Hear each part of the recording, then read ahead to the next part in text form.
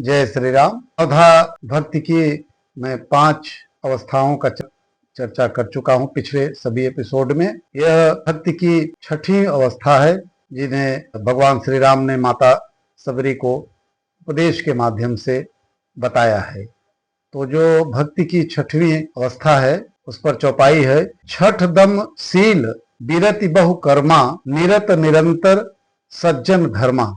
यानी यह जो चौपाई है भक्ति की 6ठी अवस्था का वर्णन कर रही है। भगवान श्री राम माता सबरी से कहते हैं कि भक्त अपने इंद्रियों को बस में रखे, माने दम माने इंद्रिय, विनम्र स्वभाव यानी शील धारण करे, वैराग्य रखे और सत्कर्मों में नित्य तत्पर रहे, तभी हम भक्ति को प्राप्त कर सकते हैं।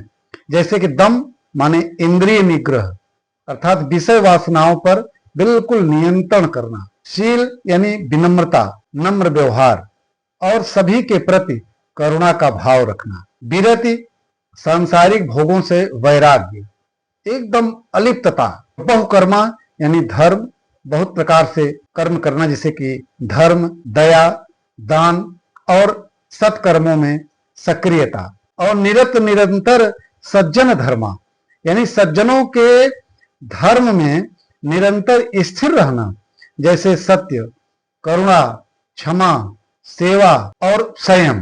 यह भक्ति आचरण और आंतरिक अनुशासन का प्रतीक है। केवल पूजा नहीं बल्कि जीवन में भक्ति का आचरण उतारना चाहिए ही।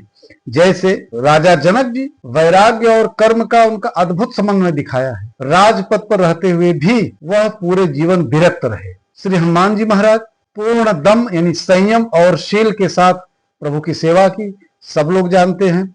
माता सबरी स्वयं संयमित जीवन, विनम्रता और निस्वार्थ सेवा द्वारा प्रभु को प्रसन्न किया, जिसके कारण प्रभु ने उनको दर्शन दिया और उनको मुक्ति मिली। भीष्म पितामह ने ब्रह्मचर्य और कर्तव्य के पालन में बहुत बड़ा आदर्श प्रस्तुत किया।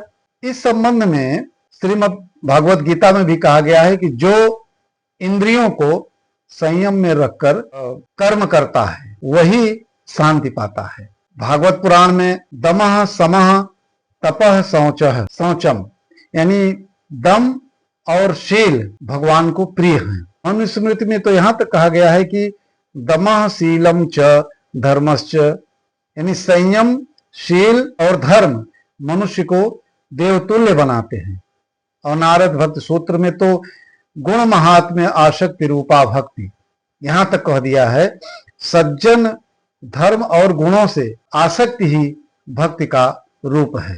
अतः संयम, शील और सत्कर्म यही सच्ची भक्ति का व्यवहारिक रूप है। और जो भगवान ने जो भक्ति की जो 6ठी अवस्था बताया है इसका यही रूप है। जय श्री राम।